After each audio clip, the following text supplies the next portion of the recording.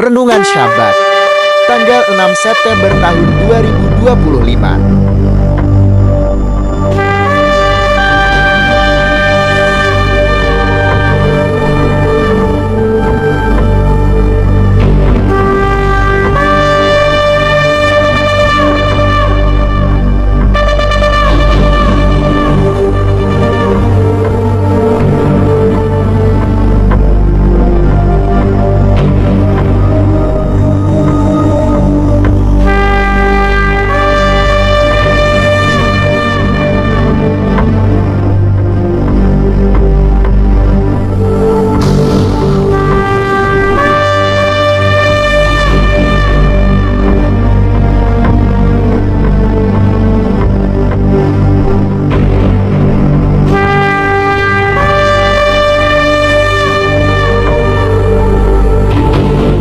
Terima kasih Bapak Yahweh, berbicaralah kepada kami mempelai kudus-Mu Adoni Somasya siap untuk mendengarkannya. Di dalam nama Yahweh Elohim Sebaot, Besem Adoni Somasya Uliro Kodes, kami sambut Dafar Elohim, Dafar Adoni Somasya, haleluya, amin. Ya, silakan duduk. Mempelai Adoni Somasya, Shabbat Shalom. Shabbat Shalom bagi kita semua mempelai Adoni Somasya, baik yang hadir secara offline maupun juga secara online. Ya, selamat datang ya buat Pak Lexi Haiso dan juga Ibu Koce Latuni dan juga anaknya Aaron Haiso dan juga Ibu Reni Sihaya. Ya.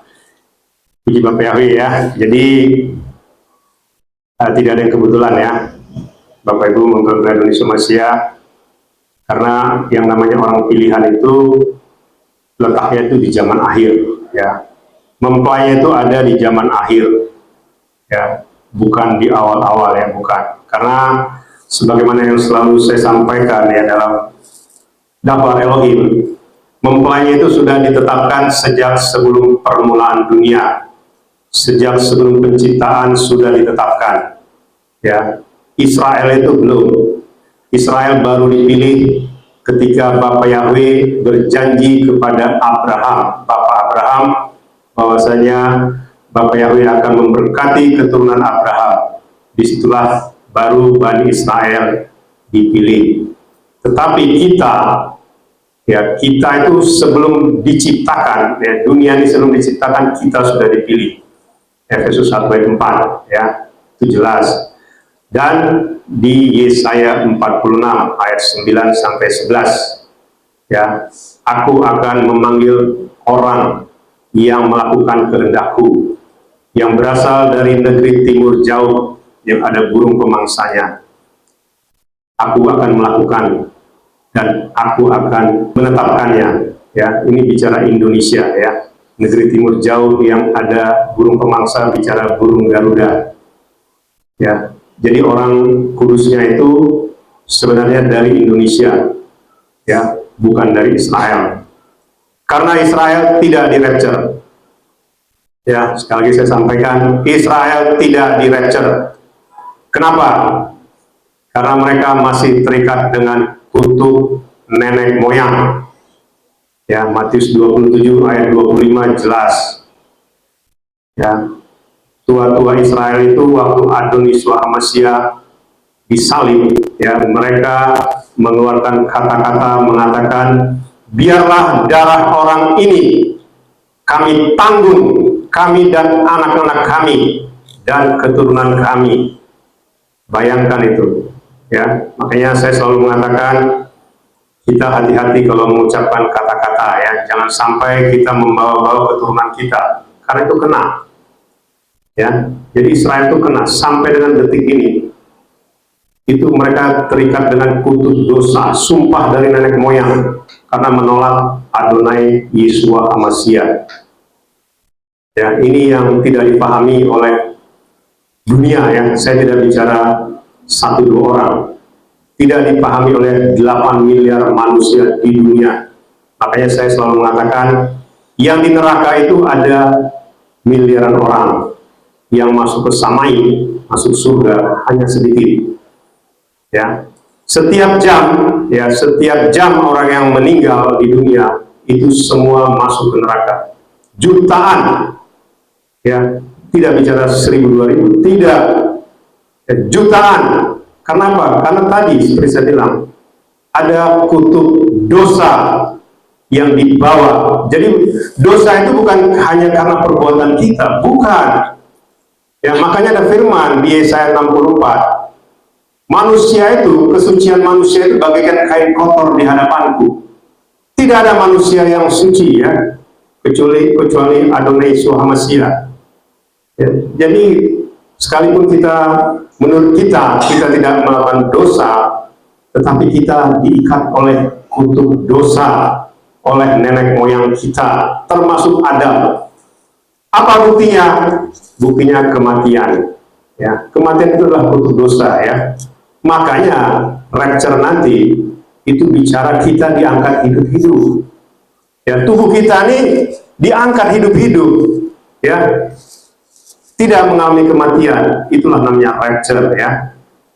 Ini yang harus kita pahami, ya, Bapak Ibu, mempelai Indonesia Malaysia maupun mendengarkannya. Karena sebagaimana yang saya sampaikan, saya juga dulu tidak mengerti. Ya, saya seorang pengajar, ya. Saya mengajar S2, S3 teologi, ya. Saya tahu nama ini sudah lama, ya. Saya sudah pelayanan itu hampir 40 tahun.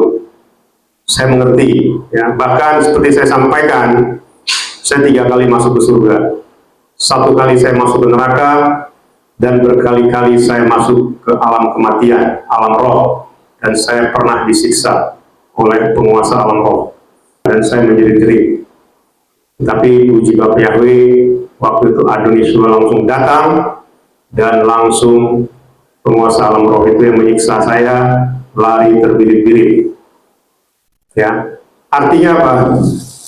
Di alam roh nanti, di alam kematian, kalau orang tidak masuk ke Samain, tidak masuk ke surga, kita tidak bisa berbuat apa-apa. Ketika kita disiksa, ya, atau dicekik saja leher kita tidak bisa menangkis, ya. Kita seperti memukul angin. Itu yang saya alami. Waktu leher saya dicekik, saya mencoba menangkis, tetapi saya memukul angin. Karena yang disiksa itu roh kita, tubuh roh, bukan tubuh jasmani. Karena tubuh jasmani saya pada saat itu tertinggal di tempat tidur. Saya yang naik masuk ke alam kematian. Dan saya mencoba masuk berkali-kali ke tubuh jasmani saya, tetapi lama, ya, dari jam 10-11 malam sampai jam 3. Itu pun setelah ketemu sama Adonai Yeshua baru saya masuk, roh saya kembali ke tubuh saya. Kalau enggak, saya akan mati selama-lamanya kalau saya tidak dikembalikan. Ya, jadi ada semua, ya, kesaksian saya ini ada semua di media online kita, di YouTube dan TikTok, ya, mengenai kematian. Dan saya sering masuk ke alam kematian, ya. Jadi bukan sekali 2 kali, ya, berkali-kali, ya. Makanya saya selalu menyampaikan kita harus menjaga hidup kita, ya. Karena kalau kita sudah, roh kita keluar dari tubuh kita, sudah tidak ada lagi yang namanya pengampunan, ya. Kita akan dihabisi. Setelah itu kita dibawa ke alam maut, ke neraka. Dan kita menunggu hari penghakiman. Ya, di hari penghakiman, ya, lebih mengerikan lagi. Kita akan masuk ke lautan api. Kalau yang tidak masuk ke surga, ke Samain. Ini yang harus kita pahami, ya. Saya baru mengerti nama yang benar dan kudus itu tahun 2022. Ya, kalau nama lain itu tidak berasal dari surga, ya. Karena malaikat Gabriel, ya, berbicara kepada Maria dalam bahasa Ibrani. Engkau akan mengandung dari Ruach HaKodes, dan kau akan menamai dia Yeshua. Yosin Waw Ayin. Artinya apa? Lihat paku, hancurkan tangan. Itu arti Yeshua. Nama lain, ya, saya tidak sebut apa artinya, ya. Begitu juga nama Yahweh. Nama Yahweh itu Yod-He Waw-He. Lihat paku, lihat tangan. Jadi belum digenapi dengan Yesua. Ya, ini yang 8 miliar manusia tidak pernah tahu. Karena apa? Karena selama ribuan tahun nama yang benar dan kudus ini ditutup oleh iblis, oleh Satan. Kenapa? Karena tahun 70 Masehi ketika Israel dijajah atau diserang oleh Romawi dan Persia, semua kitab Ibrani dihancurkan. Jadi tidak ada tersisa. Dan orang-orang Israel itu mencoba merestrukturisasi kitab tanah. Itu kitab yang awal itu namanya kitab tanah, Torah, Nevi'im, Ketuvim. Kitab Torah, kitab para nabi, dan kitab pujian. Ya, seperti Mazmur, Kidung Agung, itu kitab, itulah Ketuvim namanya. Kalau Nevi'im itu kitab para nabi. Artinya apa? Artinya nama Yahweh, nama Yesua itu hilang. Ya, nama itu tidak bisa berubah. Ya, nama saya Henry, kemanapun saya ke seluruh dunia tidak bisa dirubah. Nama saya tetap Henry. Ya, kita dulu diajari sesuatu yang menurut saya tidak masuk akal sebenarnya. Kok bisa nama Yesua hanya untuk orang Israel, orang Ibrani? Ya, padahal asal dari keselamatan itu dari sana, ya, bukan dari tempat lain, ya. Cuma ya tadi si Satan ini ya, karena dia tahu dia akan masuk ke lautan api, dia tidak mau satu manusia pun diselamatkan. Ini harus kita pahami. Lawan kita itu bukan sembarangan ya. Lawan kita itu malaikat tahta yang jatuh, kerubim, Lucifer. Ya, banyak namanya sebenarnya. Bisa kita artikan di dalam bahasa aslinya. Ya, begitu penggenapannya harus kita mengerti ya. Saya sudah sering ya menyampaikan ini, bahkan dulu di setiap khotbah saya selalu saya ulas ya mengenai pendahuluan mengenai pelayanan kita ya. Oke, kita akan masuk ke visi misi dari YRH Ministry. Kita memiliki visi siap masuk ke surga tanpa mengalami kematian. Itulah visi dari YRH Ministry. Jadi kita tuh siap ya, tidak ada bicara tidak siap. Kalau tidak siap ya masuk ke neraka. Kalau tidak siap ya masuk ke lautan api. Jadi kita harus siap. Ya, sama seperti kalau kita sekolah, kalau kita tidak siap ujian, kita dapat nilai 0. Tidak naik kelas. Ya, bicara rapture bukan bicara naik kelas, tetapi bicara juara 1. Ini yang tidak dipahami ya oleh manusia. Saya bisa di rapture kok, bagaimana ceritanya bisa di rapture? Ya, padahal dia masih diikat dengan kutuk. Makanya kutuk itu harus dihapus. Bagaimana caranya? Ya dengan tubuh dan darah Adon Yesua. Makanya kita selalu menyatu dengan tubuh dan darah Adon Yesua HaMashiach. Yang Adon itu bahasa Ibrani ya, Tuhan. Kalau Adonai itu Tuhan kita. Pakai akhiran I itu I, itu menunjukkan kepunyaan. Ya, Adon itu Adon Yesua, Tuhan Yesua. Adonai Tuhan kita, Yesua. Ya, Elohim, Elohenu itu Elohim kita. Itu artinya ya. Kalau Besem itu Ben dan Sem. Ben itu bicara anak, ya, anak dari bapaknya. Sem itu nama yang mulia. Ya. Sema, dengarlah, hai Israel. Israel itu Yosin Res Alef Lamed. Itu artinya Elohim yang menjadi sama seperti manusia yang tangannya dihancurkan. Itulah arti Israel. Sementara Israel yang di Timur Tengah tidak mengakui Yesus HaMashiach. Bagaimana mungkin mereka bisa disebut Israel? Ya, artinya nama Israel itu ya diputar-putar balik sama mereka. Jadi Israel itu mereka bilang Elohim yang menang. Betul, Elohim yang menang artinya. Tapi kenapa Elohim bisa menang? Karena dia sudah mencurahkan tubuh dan darahnya. Dan mereka tidak mengakui Yesua. Mereka bilang itu bukan Elohim, itu bukan Tuhan. Makanya kalau kita baca di Yohanes 8, apakah engkau lebih tinggi daripada Bapak Abraham? Ya, umurmu saja belum ada 50 tahun, tetapi engkau sudah mengatakan engkau sudah ada sebelum Bapak Abraham ada. Ya, ini yang harus kita pahami ya. Jadi banyak orang tidak mengerti, karena masuk surga itu nggak gampang. Ya, orang saja tidak percaya, bagaimana mungkin bisa masuk surga? Ya, namanya saja tidak tahu. Makanya Kisah Rasul 4 ayat 12, di bawah kolong langit ini tidak ada nama lain yang oleh karena nama itu manusia diselamatkan. Bicara tidak ada nama lain, dia hanya satu nama, tidak ada terjemahan, tidak ada. Nama kita tidak diterjemahkan. Malaikat Gabriel memberitahu kepada Maria, namanya cuma satu, Yesua, tidak ada nama lain. Ya, saya tidak jelaskan secara panjang lebar ya mengenai nama lain itu dari mana asalnya ya. Tapi pada mempelai di IRH saya sudah jelaskan ya panjang lebar mengenai nama itu ya. Jadi itu ya Bapak Ibu mempelai Adoni Somasia maupun mendengarkannya. Jadi visi kita itu adalah naik ke surga tanpa mengalami kematian. Ya. Lalu kita memiliki pelayanan kantor pusat adalah Samai Yerusalem Baru, karena dari sanalah pelayanan kita berasal ya.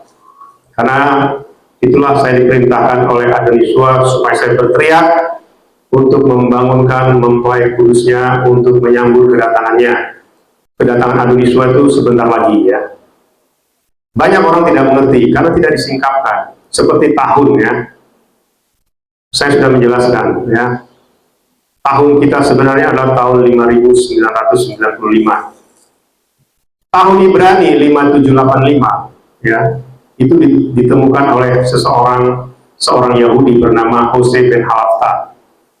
Ya, cuma dasarnya dia kurang bagus ya, karena dia bilang dia menghitungnya dari penciptaan. Padahal penciptaan itu jauh ya. Artinya tidak sesuai sebenarnya dengan 5785. Ya, tetapi saya waktu itu diberi hikmat, ya saya hanya memakai Hosea 6 ayat 2 ya. Di situ saya hitung, ketemulah angka 5995, dan besok 1 Tisri itu menjadi 5996. Artinya apa? Akhir dari hari ke-6 ini tinggal 4 tahun lagi. Ya, baru akan memasuki kerajaan 1000 tahun. Satu hari terakhir, hari ke-7. 4 tahun dikurang 3,5 tahun masa anti Amasya. Nanti kita akan lihat ya, apa itu masa kesusahan besar. Ya, 4 tahun 3,5 dikurang tinggal 6 bulan. 6 bulan dikurang lagi 2,5 bulan. Kenapa 2,5 bulan? 2,5 bulan itu bicara yang 144.000 yang dimeteraikan ini, mereka akan mengungsi ke suatu tempat dilindungi oleh malaikat penghulu Mikhail, supaya mereka tidak masuk di masa anti Amasya. Ya, berarti tinggal berapa lagi tuh? Tinggal 3,5 bulan. Artinya apa? Tidak lewat dari 2025 rapture terjadi. Tetapi rapture itu terjadi pada penggenapan Torah. Makanya Adoniswa di Matius 5 mengatakan ya, aku datang bukan untuk meniadakan Torah, tetapi aku datang untuk menggenapinya. Jadi dari 7 hari raya besar, tinggal 2 hari raya besar yang belum digenapi oleh Adoniswa Masya, yaitu hari raya Sangkakala, hari raya ke-5 ya, dan hari ke-6 hari raya Yom Kippur, hari raya pendamaian. Tinggal 2 hari raya ini belum digenapi, dan 1 Sabat ya. Jadi artinya kenapa orang-orang di dunia ya saat ini diberi penglihatan mengenai kedatangan Adoniswa di hari raya Sangkakala ya, nanti 1 Tisri. Itu 1 Tisri jatuhnya 23 September. Artinya sebenarnya hari raya Sangkakala ini kalau di Israel dirayakan 7 hari. Ya, berarti dari 1 Tisri sampai 7 Tisri ya, 23 sampai 29 September. Nanti masuk ke hari raya Yom Kippur. Yom Kippur itu mulai 1 Oktober sampai nanti 5 Oktober. Artinya ada kemungkinan Adoniswa datang mulai dari tanggal 23 September sampai tanggal 5 Oktober. Ya, makanya firman mengatakan, ya, Matius 24 ayat 36, Markus 13 ayat 32 mengatakan, tidak ada seorang pun yang tahu hari dan waktunya, hanya Bapa yang tahu. Malaikat tidak, anak juga tidak, putra juga tidak. Ya, itu bicara hari dan waktu ya, bukan bicara tahun ya. Karena kita sudah disingkapkan ya. Makanya waktu itu Adoniswa belum menggenapi firman-Nya karena dia masih sebagai manusia. Sekarang dia sudah menggenapi firman-Nya, dia sudah ada di Samai, dia sudah ada di surga. Dia adalah Bapa itu sendiri.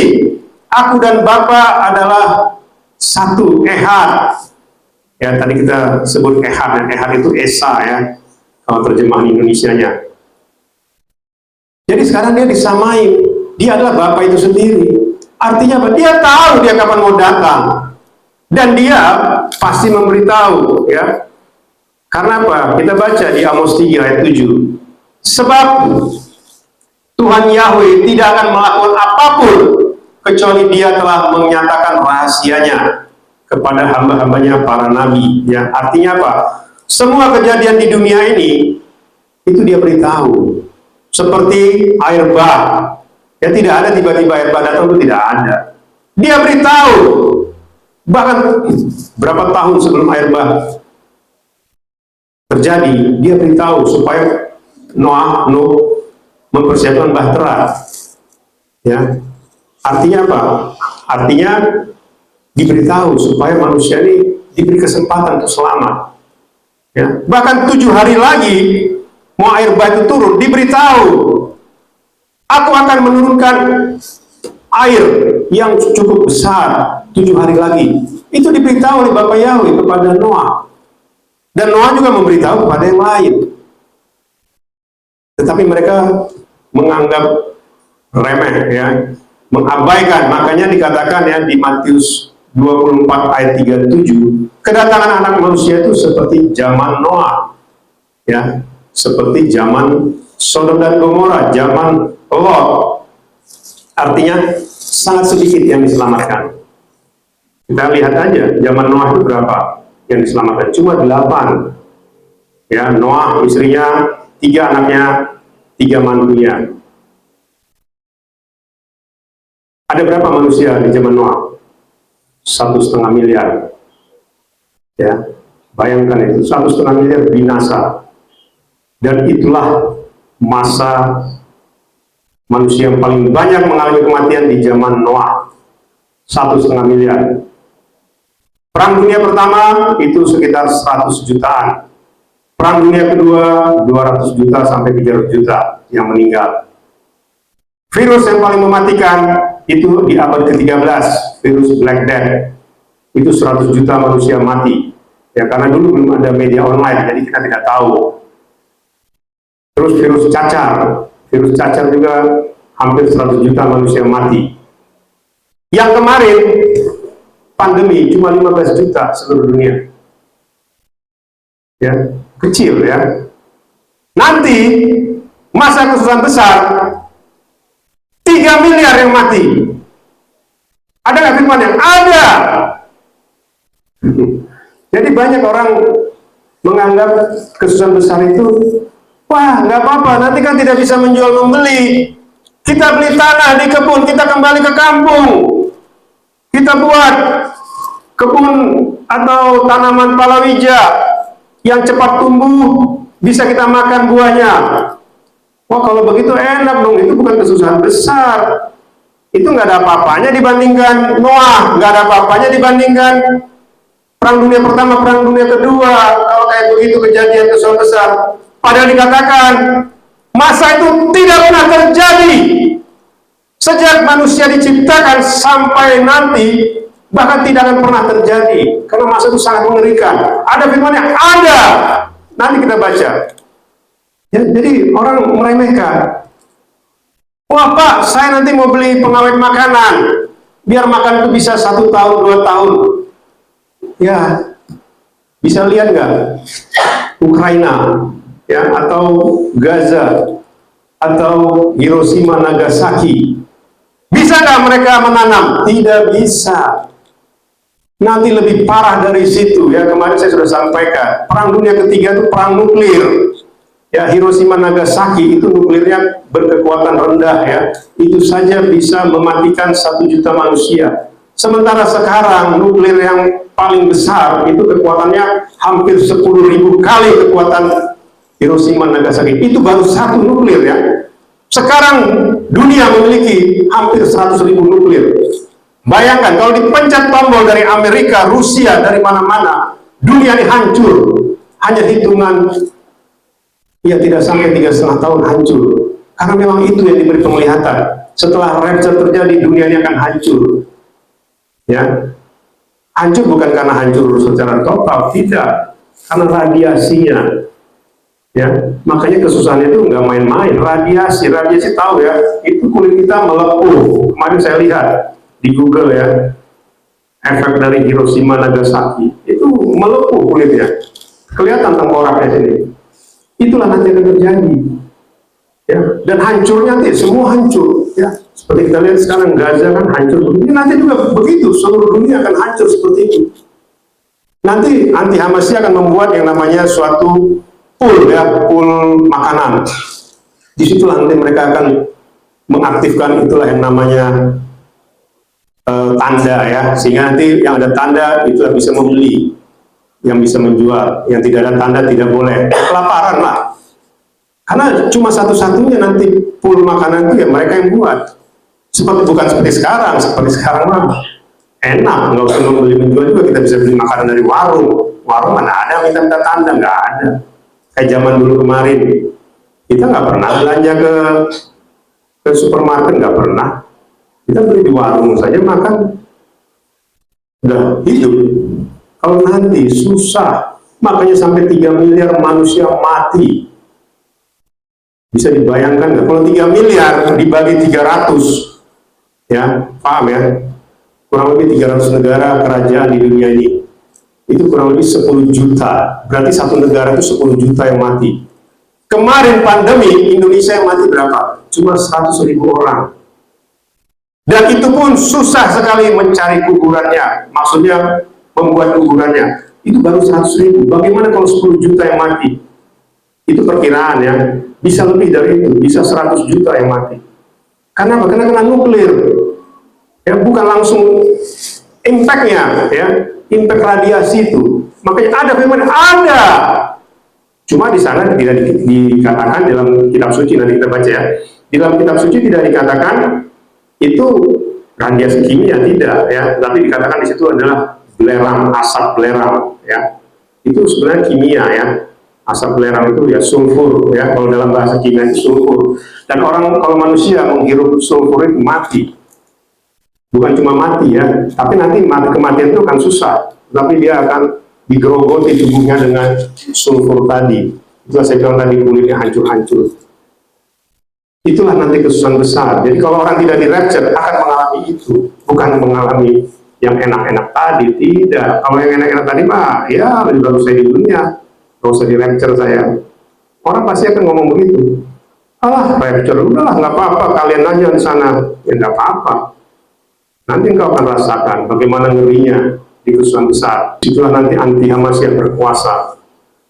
Ya, ini yang harus kita pahami ya. Gembala agung kita adalah YYH, Yahweh Yeshua Hamasyah Ruach HaKodesh Ehad.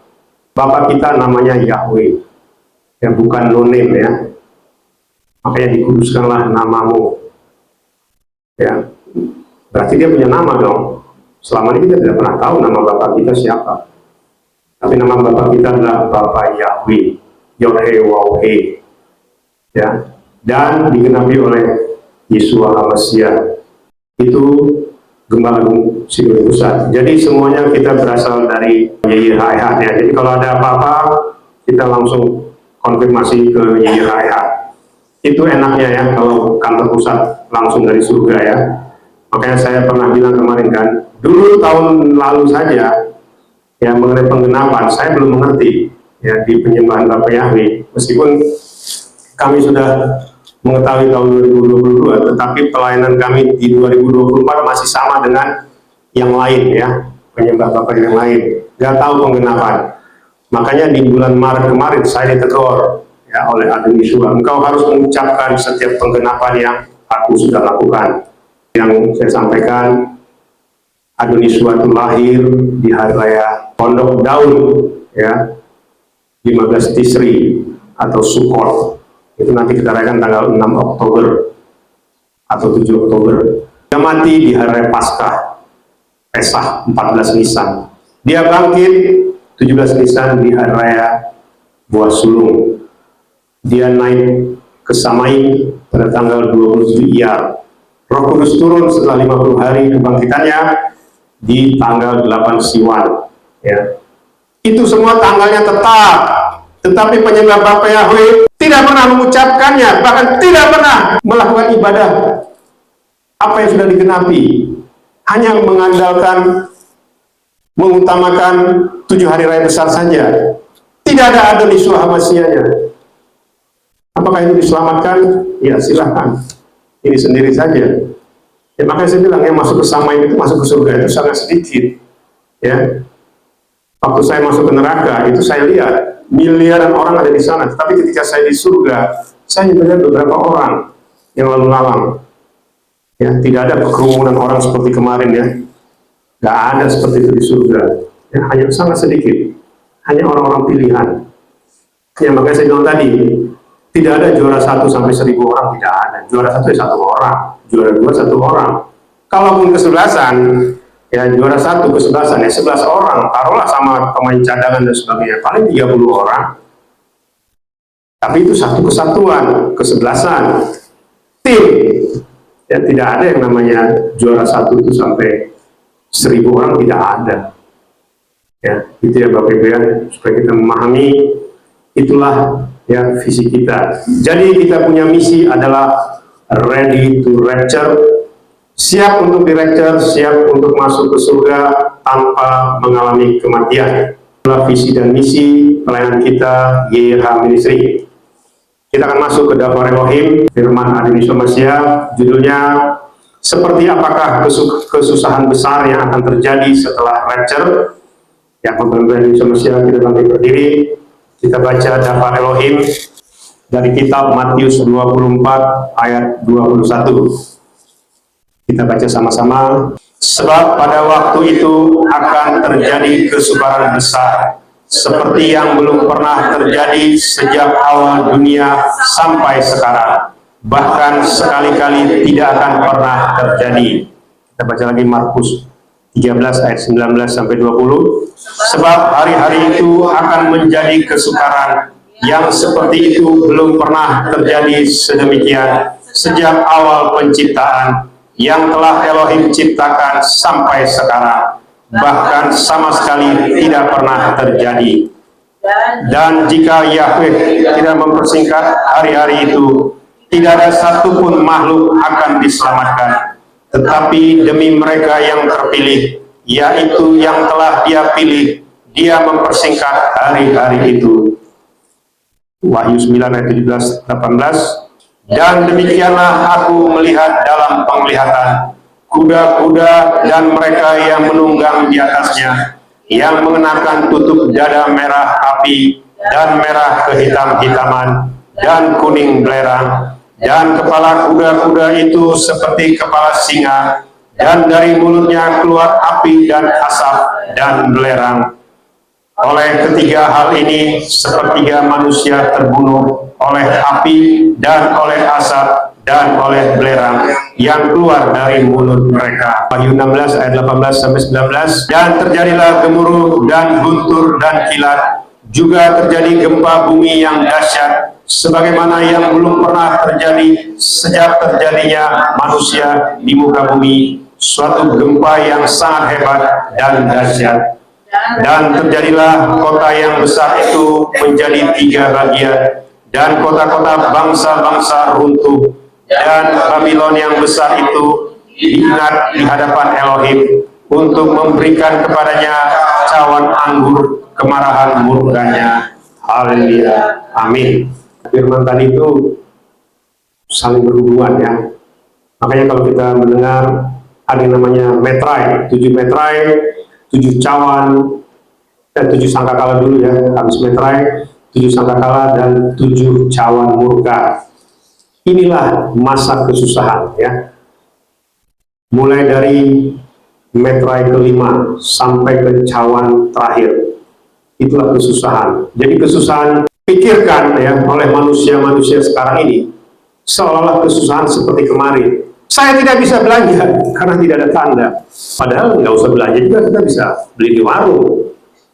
Istilahnya begitu. Ya. Tapi ribut mengenai tanda. Wah, saya harus ngomong nih supaya kita tidak boleh memasukkan ini supaya jangan diberi tanda. Wah, hebat. Ya, itu manusia yang mencoba menghilangkan tanda.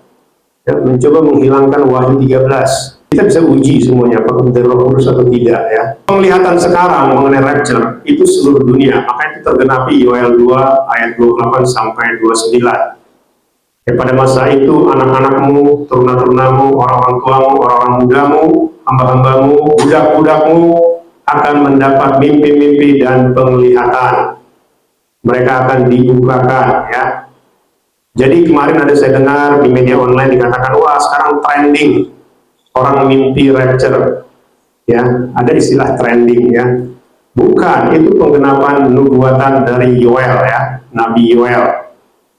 Dan itu saat yang sedang terjadi. Belum pernah ada terjadi sejak dari zaman Adam sampai dengan saat ini penglihatan yang begitu banyak, ribuan manusia di seluruh dunia mendapat penglihatan yang sama. Mereka melihat kota-kota besar hancur, ya tinggal puing-puing. Bayangkan. Sampai kota-kota besar di Amerika, kata di Rusia itu hancur berkeping-keping. Ya, semua kota di seluruh dunia hancur. Kenapa? Karena itu tadi kan kita sudah baca itu tadi ya. Kuda-kuda yang mengeluarkan, yang mulutnya itu seperti mulut singa mengeluarkan api. Itu bicara apa? Nuklir ya. Itu bicara kendaraan perang mengeluarkan rudal-rudal ya. Tetapi rudal-rudal itu ada isinya ya, beda dengan yang kemarin kita lihat peperangan yang kemarin. Peperangan kemarin itu tidak ada nuklirnya, tidak ada kimianya, tidak ada belerangnya. Ya, jadi itu hanya menghancurkan secara ledakan ya. Kalau nanti bukan cuma ledakan, radiasi. Jadi udara yang kita hidup ini nanti penuh dengan kimia, nggak bisa bernafas, semua tanaman mati. Nggak bisa engkau bilang tadi, saya pulang ke kampung saja, ya saya tanam palawija, saya tanam ini, nanti makan sendiri. Ya kalau bisa begitu enak.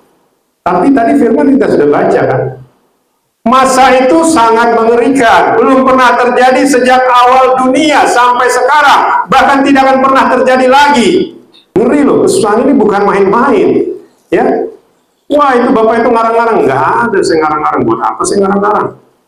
Justru saya memperingatkan, makanya kan saya disuruh berteriak. Berteriak itu artinya memperingatkan. Ya, kalau orang masuk ke jurang, di depannya ada lubang, tapi dia tidak lihat, saya teriak, awas, itu ada lubang.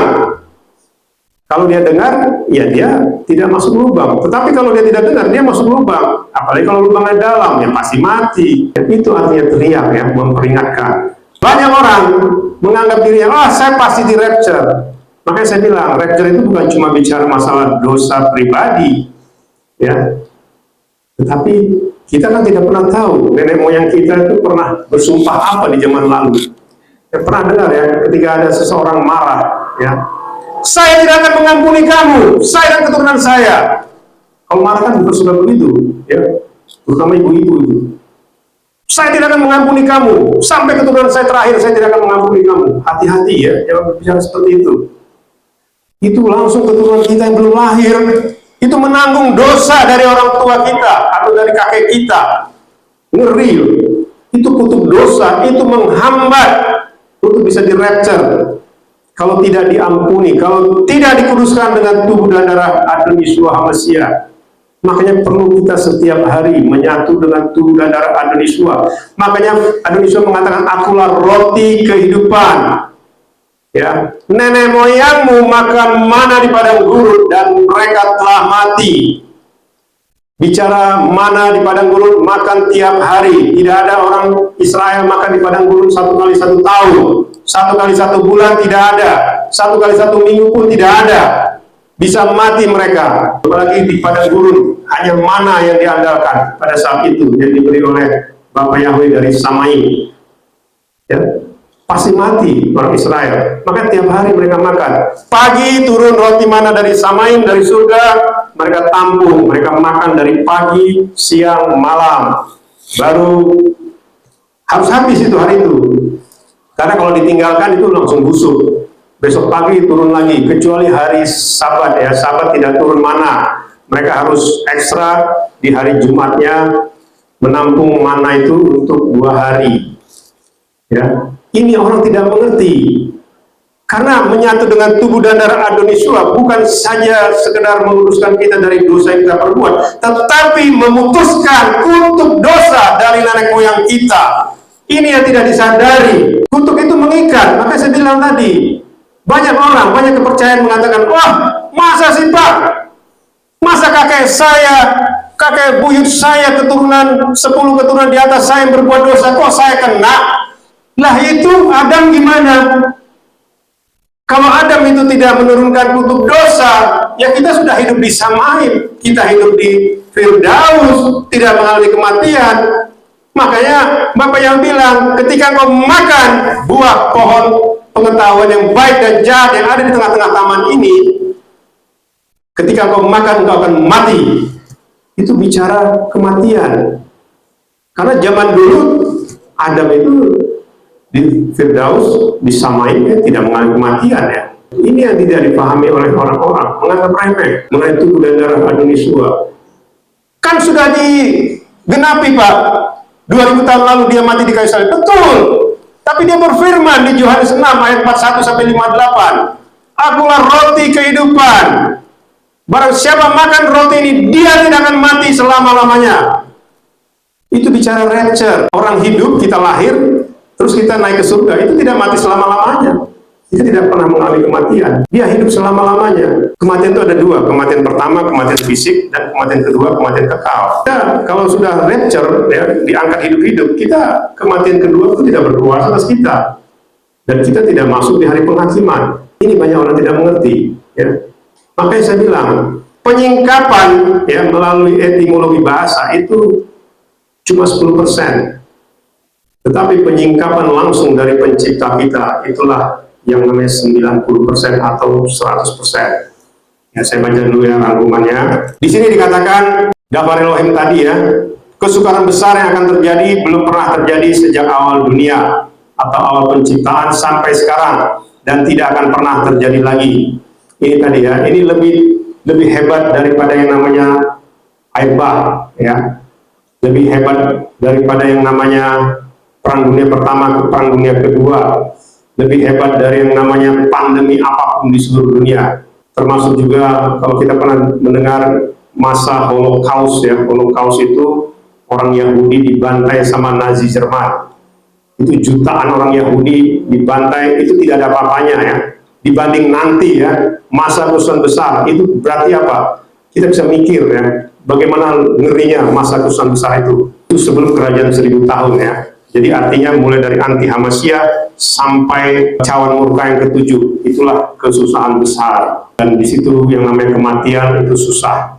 Sampai hancur tubuh kita baru mati. Kalau cuma tangan kita 1 dipotong, 2 dipotong, kaki kita dipotong, 2 itu belum bisa mati kita. Harus kepala kita dipenggal baru mati. Tetapi anti Hamasiyah tahu dia tidak akan menggal kepala kita. Makanya di Wahyu 20 ayat 4 ya, orang ya, jiwa-jiwa yang dipenggal yang mempertahankan imannya ya, iman Hamasiyah ya, kesaksian Hamasiyah, dialah yang akan diberi jubah putih. Artinya nanti pun di masa kesusahan besar Adonisua ya, Bapak Yahweh itu masih memberikan yang namanya jubah putih, masih dilayakkan masuk ke Yerusalem baru. Ya, upahnya Yerusalem baru ya, kalau mempertahankan iman, termasuk yang di rapture, itu Yerusalem baru. Lalu dikatakan, jika Yahweh tidak mempersingkat waktunya, tidak ada satupun makhluk akan diselamatkan, tetapi demi mereka yang terpilih, yaitu yang telah dia pilih, dia mempersingkat hari-hari itu. Karena masa itu sangat mengerikan ya, itu dipersingkat ya. Bahkan dikatakan itu masa yang paling mengerikan itu dia sekitar 5 bulan ya. Itu nanti di cawan murka yang keberapa nanti kita lihat ya. Itu dipersingkat. Karena kalau sampai 3,5 tahun tuh nggak ada manusia yang selamat ya. Bahkan yang bisa berjubah putih juga nggak ada. Karena hancur semua manusianya. Bayangkan itu, ngeri. Lalu kita lihat lagi ya. Dalam penglihatan, kuda-kuda dan mereka yang menunggang di atasnya, yang mengenakan tutup dada merah api dan merah kehitam-hitaman dan kuning belerang, dan kepala kuda-kuda itu seperti kepala singa, dan dari mulutnya keluar api dan asap dan belerang sepertiga manusia terbunuh. Inilah bicara tadi, kuda-kuda itu bicara ya seperti kendaraan-kendaraan perang ya. Makanya mereka itu kuda-kuda itu seperti mulutnya seperti kepala singa, dari mulutnya keluar api. Itu bicara bom-bom ya, rudal-rudal.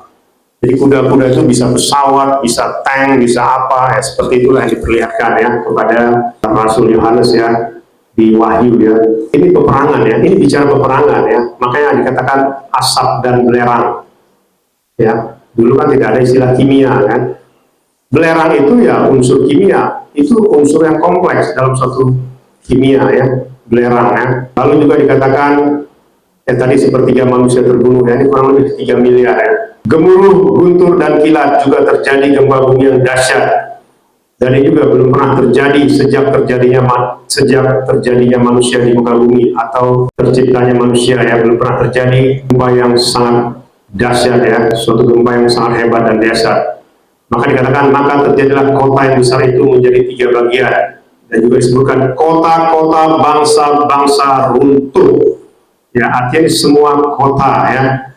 Dan Babylon yang besar itu, ya Babylon yang besar ya, ada kemungkinan ini Amerika, ada kemungkinan mungkin ya Rusia, atau pokoknya kota-kota besar di dunia ya. Itu disebut Babylon ya, itu runtuh ya. Ya, jadi seperti yang saya sampaikan, kesusahan besar itu mulai dari meterai kelima sampai akhir dari 7 cawan murka. Itu sangat mengerikan. Tidak ada satu manusia pun sebenarnya bisa bertahan ya. Makanya tadi sampai dikatakan, jikalau harinya tidak dipersingkat, ya maka tidak ada satupun yang selamat. Kita lihat ciri-cirinya ya. Yang disebut kesusahan besar yang belum pernah terjadi sejak awal dunia penciptaan. Ya, dunia ini akan mengalami kehancuran yang disebabkan oleh perang yang besar. Kuda-kuda itu bicara peralatan perang, dan yang dikatakan keluar dari mulutnya berupa api, asap, dan belerang, ini bicara peluru atau rudal, ya, atau bom yang mematikan. Ini menunjuk kepada peluru atau bom nuklir. Ya. Akibatnya dikatakan bahwa sepertiga manusia akan terbunuh. Ini kurang lebih 3 miliar manusia akan mati terkena nuklir dan radiasinya. Yang bisa dibayangkan ya, ngeri ya, di masa itu ngeri. Lalu dikatakan, disebutkan juga cawan murka Elohim di masa kesusahan besar. Dalam masa anti Hamasya atau kesusahan besar, akibat perang besar, perang dunia, kemungkinan besar juga, ini yang disebut perang dunia ketiga. Semua manusia di dunia juga akan mengalami yang disebut 7 cawan murka Elohim. Ya, ini ya, cawan pertama itu mengenai borok kudis yang mematikan. Ya, inilah orang-orang yang mengatakan ada virus baru katanya. Itu nanti karena cawan ya, karena murka Elohim, bukan karena Satan, bukan karena iblis, tetapi cawan murka dari pencipta kita. Ya, jadi virus-virus baru ini, borok-borok ini tadi, ini juga mematikan manusia ya. Bahkan dikatakan di cawan kedua, semua makhluk hidup di laut mati, ikan-ikan semua mati di laut. Sumber-sumber air menjadi darah. Ya, ini seperti kasus tulah air menjadi darah di Mesir ya. Ini akan terjadi lagi nanti di zaman akhir ini ya, di masa cawan murka ya. Cawan keempat dikatakan manusia terbakar oleh panas api dari matahari yang sangat panas ya. Jadi bayangkan, matahari itu nanti akan membakar manusia. Cawan kelima menyerang anti Hamasya dan kerajaannya menjadi gelap. Mereka akan mengalami kesakitan ya. Jadi artinya cawan kelima saja itu nanti anti Hamasya akan mulai dihancurkan ya, sampai selesai cawan 7 cawan ya. Lalu cawan ke-6 ya, sungai Efrat kering dan akan menjadi jalan untuk bangsa-bangsa yang akan berkumpul pada hari peperangan di tempat yang bernama Harmagedon. Inilah disebut dengan perang Harmagedon. Lalu dikatakan cawan ke-7 ini terjadi gempa bumi yang dahsyat di seluruh dunia. semua manusia kena akibatnya, ya. Tetapi dikatakan, sekalipun manusia itu terkena bencana-bencana, dikatakan tetap menghujat Elohim. Ini kita tidak memahami, ya. Pernah nggak kita mendengar orang menghujat Tuhan? Saya rasa tidak pernah, ya. Tuhan, kau tidak benar. Tuhan, kau kurang ajar. Ada nggak orang pernah mengucapkan begitu? Orang gila sekalipun tidak berani mengucapkan begitu. Ya. Tapi kenapa dikatakan tetap menghujat Elohim? Karena apa? Karena mereka memanggil sesembahan mereka. Itu dikategorikan menghujat. Ya. Paham, ya? Ya, saya tidak bisa ceritakan yang mengenai nama, ya. Sama sebenarnya seperti kalau kita manggil, setan ampuni kami. Sama sebenarnya, ya. Itulah terjemahan aslinya, ya. Sekarang masih masa anugerah, ya. Maka saya bilang sebelum rapture, ya, ini masa anugerah yang luar biasa. Tetapi nanti ketika rapture sudah terjadi, tidak ada lagi masa anugerah. Ya, kita harus menyembah nama yang benar dan kudus. Karena di luar nama itu dianggap menghujat. Sekarang kita masih diampuni, ya. Salah menyebut nama kita masih diampuni sekarang. Tapi nanti setelah rapture, ya, itu sama dengan dikategorikan menghujat Elohim. Itu ada firman-Nya, ya. Ada. Sekalipun manusia ini mengalami bencana-bencana, tetapi mereka tidak bertobat dan mereka tetap menghujat nama Elohim. Ya. Ngeri nggak itu? Ya. Ya, saya juga tidak berpanjang yang mengenai nama ini, ya, tapi itulah artinya, ya, Bapak Ibu mempelajari Yesus Mesih. Jadi supaya kita mengerti, ya, ini saya buat ini, ya, diagramnya, ya. Ini sangkakala, yang mulai sangkakala itu ada hujan es dan api bercampur darah. Inilah pepohonan dan rumput hijau semuanya terbakar. Ini belum cawan, loh, ya, masih sangkakala, ya, masih di masa anti Hamasia. Lalu sangkakala kedua, api dilempar ke laut, sepertiga laut menjadi darah. Lalu sangkakala ketiga, sumber-sumber air yang mematikan manusia. Ya, sangkakala keempat, sepertiga matahari, bulan, bintang menjadi gelap. Sangkakala kelima, kala jengking menyiksa manusia selama 5 bulan. Sangkakala keenam, perang dunia, sepertiga manusia mati. Ini tadi yang sangkakala keenam, ya, sepertiga manusia mati. Sangkakala ketujuh, inilah puji-pujian para tua-tua yang ada di Samai kepada Elohim.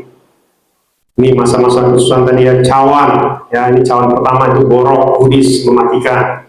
Cawan kedua, semua makhluk hidup di bumi mati. Cawan ketiga, sumber-sumber air menjadi darah. Cawan keempat, manusia terbakar terkena panas matahari. Cawan kelima, kerajaan anti Hamasia gelap dan kesakitan. Cawan keenam, sungai Efrat kering, ya, di sini akan terjadi perang Armageddon. Baru cawan terakhir, cawan 7, terjadi gempa bumi dahsyat dan semua manusia kena, ya, seluruh dunia. Jadi masa kesusahan besar itu sangat mengerikan, ya. Jadi tidak ada istilahnya kesusahan besar itu kesusahan seperti yang kemarin-kemarin, tidak, ya. Tidak. Ini beda, ya, sangat-sangat beda sekali. Ya, ini kemarin saya sudah jelaskan, ya, mengenai persiapan menuju rapture, ya. Ini juga tidak bahas di 2 sahabat sebelumnya, saya sudah bahas mengenai pengangkatan, ya. Nah, disebut nubuatan yang akan digenapi. Lalu kesimpulannya adalah ini, ya, peristiwa rapture itu terjadi duluan, baru masa kesusahan besar. Masa kesusahan itu bukan masa seperti misalnya kita ditangkap, terus kita diinterogasi, terus kita disuruh menyangkal nama itu. Kalau cuma begitu kecil, ya, ya kita juga bisa menyangkal. Oh iya, saya tetap percaya Yahweh Yeshua, Ruach Kodes. Terus kita disiksa, dibunuh, langsung mati, enak begitu. Nanti mati saja susah. Oke, saya bilang tadi, karena rapture itu kita tuh diangkat ke Samaim hidup-hidup dan Roh Kudus kembali ke Samaim. Kalau sekarang masih ada Roh Kudus, makanya tidak mungkin ada kesusahan sekarang, karena Roh Kudus masih menjaga umat pilihannya. Kalau nanti sudah sama-sama ke Samaim, sudah tidak ada lagi Roh Kudus. Jadi dunia ini dikuasai Satan, ya, dikuasai oleh anti Hamasia sepenuhnya. Ya, jadi ini nggak main-main ya, Bapak Ibu mempelajari Indonesia maupun mendengarkannya ya. Masa kesan besar adalah masa yang paling mengerikan karena belum pernah terjadi sejak dari awal dunia, sejak dari penciptaan ya. Bayangkan itu. Berarti masa ini lebih mengerikan daripada yang namanya air bah. Ya, ini kita harus pahami ya. Karena air bah itu kurang lebih 1,5 miliar manusia mati, tetapi nanti bisa 3 miliar ya, bahkan lebih. Semua makhluk hidup di bumi mati ya, cawan kedua itu ya. Ini makhluk hidup yang dimaksudnya di luar manusia ya. Lalu dikatakan masa kesan besar terjadi juga di masa 7 sangkakala dan 7 cawan murka Elohim. Dan ini merupakan masa yang paling mengerikan dan penderitaan yang sangat panjang ya. Jadi itu ya Bapak Ibu mempelajari Indonesia. Pada masa kesan besar ada 2 peristiwa yang berentetan, yaitu masa anti Hamasya dilanjutkan dengan masa 7 sangkakala dan 7 cawan murka Elohim. Itulah masa kesan besar ya. Jadi sangat panjang ya. Kita sangat lelah ya. Nanti manusia-manusia tidak di-rapture akan mengalami ini ya. Makanya semua penglihatan mengatakan yang di-rapture itu sangat sedikit ya. 95% manusia tidak di-rapture, ketinggalan.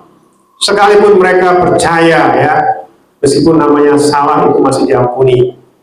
Makanya Markus 3 ayat 28 dikatakan menghujat anak manusia sebanyak-banyaknya masih diampuni.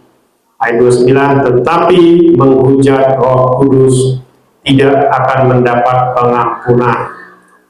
Ya, saya sudah jelaskan ya apa yang disebut dengan menghujat Roh Kudus ya. Jadi nggak pernah kita mengatakan, Roh Kudus suka kurang ajar. Ada nggak orang ngomong begitu? Nggak ada, karena nggak tahu orang Roh Kudus itu apa. Ya, tetapi menghina penggenapannya itu bisa dikategorikan menghujat Roh Kudus. Ya, hati-hati ya. Jadi penggenapan yang 7 hari raya itu, ya, kalau kita tidak mengakui dia sudah menggenapi Torah dan masih melakukan Torah yang belum digenapi, ya berarti engkau dikategorikan menghujat Roh Kudus. Ya, hati-hati ya, karena tidak gampang. Makanya seperti saya bilang kemarin, kalau engkau tidak mau minum susu coklat, ya, jangan pernah sekali-kali mengatakan nanti DNA saya berubah.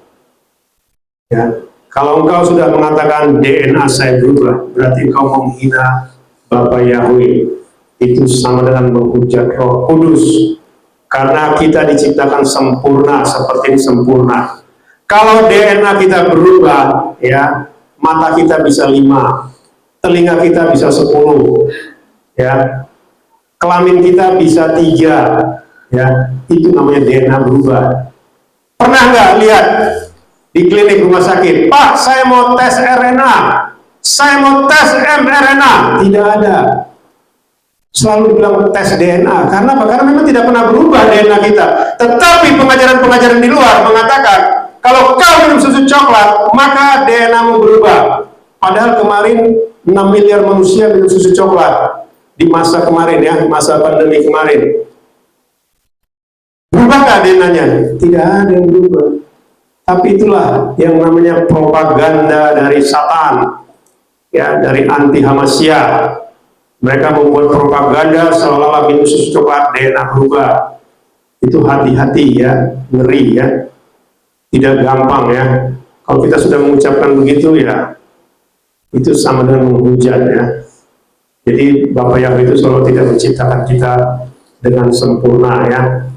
Makanya jangan sembarangan kita mengucapkan kata-kata yang bukan berasal dari Bapak Yahweh ada di surga. Makanya di Yakobus 3 kan, melalui mulutmu, melalui lidahmu kau dihukum, dan melalui lidahmu juga kita diberkati. Ya, ini yang harus kita pahami ya. Bapak Ibu mempelajari Indonesia, memperdengarkannya, supaya kita menjaga pikiran kita, menjaga penglihatan, pendengaran, perkataan, perasaan hati kita, seluruh perbuatan, tingkah laku kita, dan kehidupan kita, supaya kita layak untuk di-rapture, diangkat hidup-hidup, masuk ke Samai. Jangan sampai terlambat, masih ada waktu. Aba Yahweh, Elohim Sebaot, Besem Adonai Masya Wirakodes, memberkati dan memimpin kita sampai kita semua mempelajari di rapture, masuk ke Samaim, surga kekal, Yerusalem baru. Haleluya, amin.